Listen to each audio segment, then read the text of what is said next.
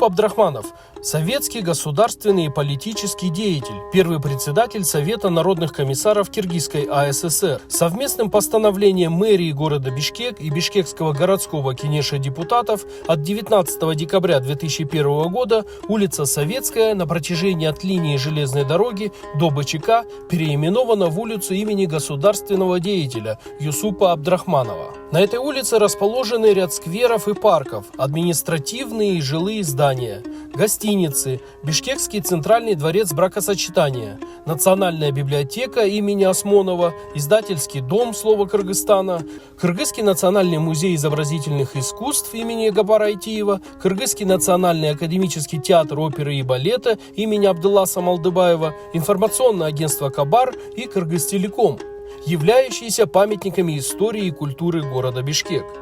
Бюст Юсупа Абдрахманова установлен на аллее основателей кыргызской государственности по улице Пушкина.